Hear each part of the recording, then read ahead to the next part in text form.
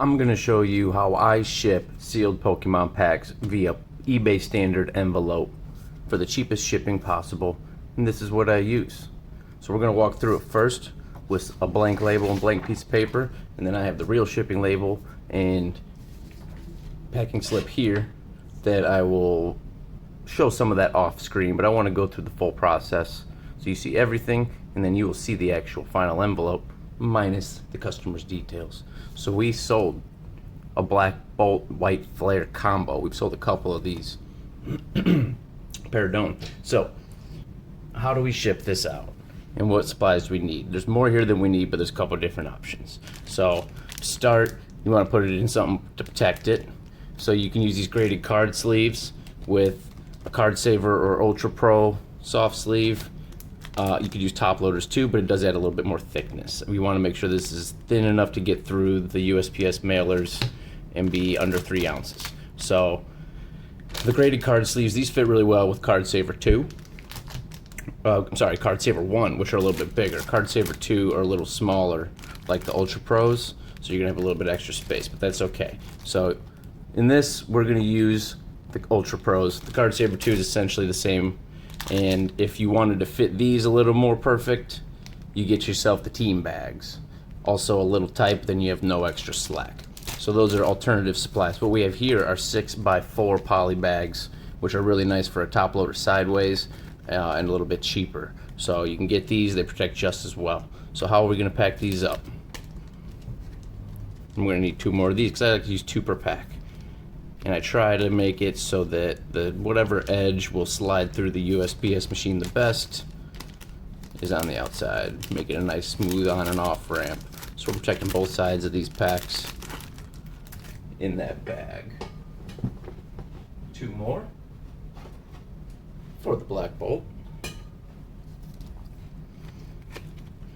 And these are the actual packs going, and these will be the actual bags going. The only thing I'm going to change out will be the paper and the label, and I won't seal the test envelope. So, and this is going in your standard number 10 security envelope. I'd recommend against the lick type. If you get the self stick, the label goes over the top like this when we're done, and it will cover most of it up. Especially because this is the lick type and I ain't licking it, I like to tape over these edges with some packing tape. Move that out of the way for me while we close these up. And these will get a little air in them. Just try to justify it to one side. Squeeze a little bit of that air out when we fold it.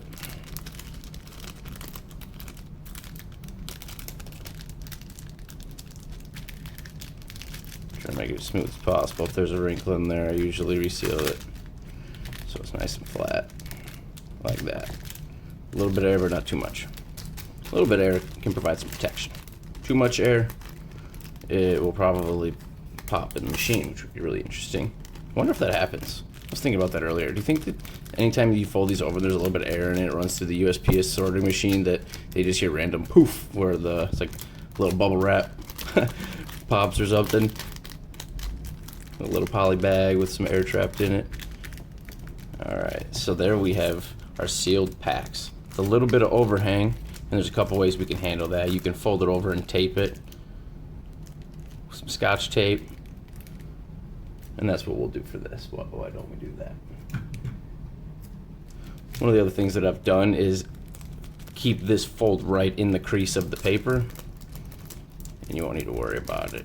And as long as we keep these nice and protected over the top of each other, these will not see anything to change how crispy they are and perfectly brand new they are when they get to the customers. There you go, 2 packs. But how do you fit these in that envelope? Well, you can see they will fit just perfectly. And because there's a little bit of room on the top, you can just a little bit overlap them and there won't be too much gap. And I like to include a little something like that in the order. So the paper, this is your packing slip. For eBay, get it right underneath the order numbers, roughly there. Fold it under here.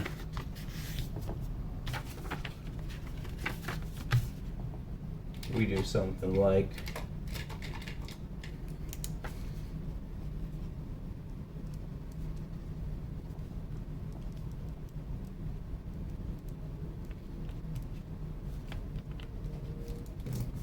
like that. And then, so you have it'll be your shipping address.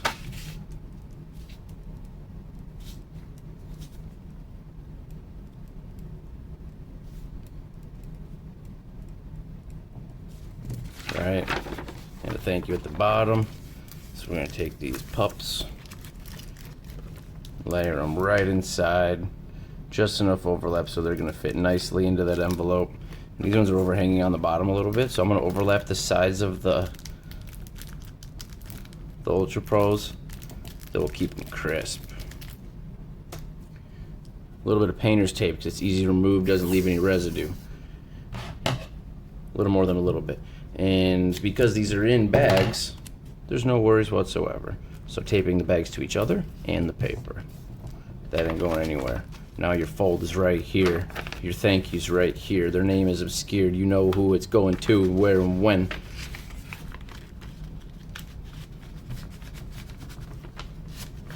Right in. Take your label, eBay standard envelope. Can't forget to throw in your advertising though. Throw that in there for good measure. And then just to make sure that we are clear,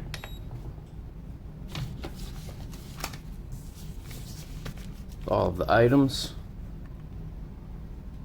2.8 ounces.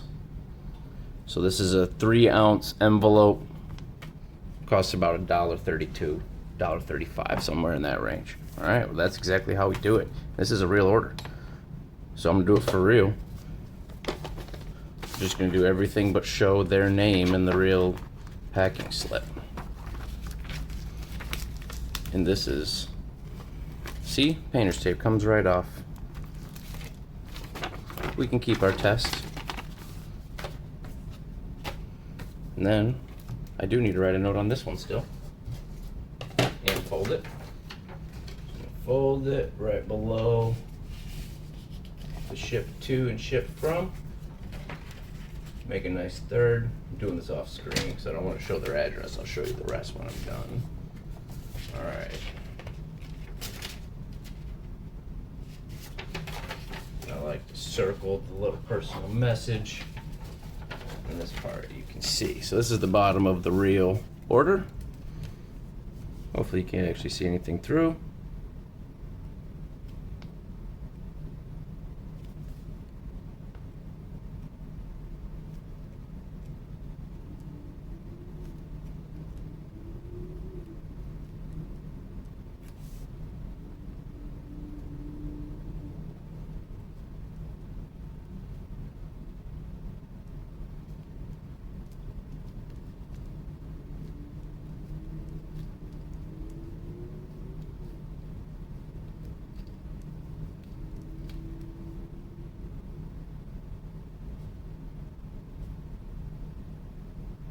That's that.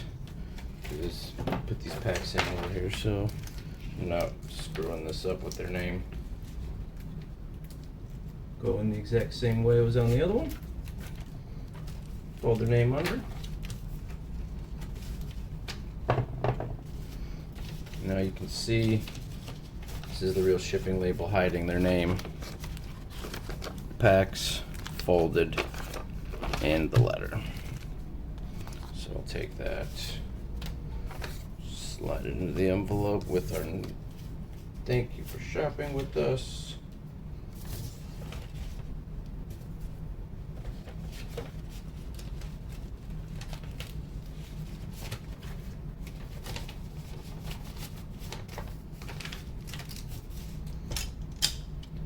Now that we're in here, I can show it again. Take a couple pieces of this tape, just clear tape. That's even more than I needed. I just like to cover these edges. Make it extra secure. And tape does have marginal thickness that will add a little bit of extra rigidity to the mail. Make sure these packs are delivered crisp.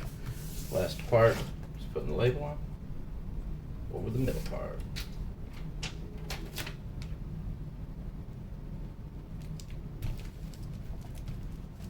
See if I can do this nice and strategic.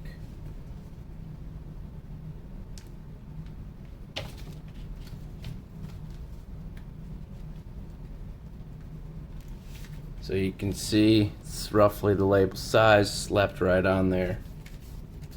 Trying to be nice and secure with my friend's address. My friend, he's my customer. I don't know who this is. They're my friend now. All my customers are my friends. 2.8. Ready to ship. Thank you, Jay. This order's for Jay. So, we needed some tape, we needed some bags, and some card savers. Scale for a good measure. But once you know how this is set up, you can just put 3 ounces, you know exactly how you're doing it, and then you ship it out and go. Easy. Alright. More will come on how to ship other methods, but there's a lot of info on how to ship individual cards or bulk cards. I don't see as many on how to ship packs, especially not 2 packs. So, here you go. I hope you enjoyed this. Thank you. If you're here still listening, a like and a subscribe would make my day and my week, and it would probably make my whole month. Love you. Peace.